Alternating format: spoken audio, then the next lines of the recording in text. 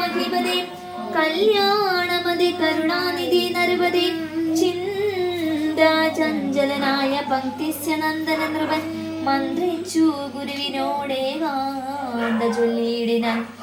എന്തു ചൊൽവതു ഗുരു നന്ദനൻ തന്നെ മമ സന്ധ്യജിച്ചിടുവതിനില്ലല്ലോ ശക്തിയൊട്ടും.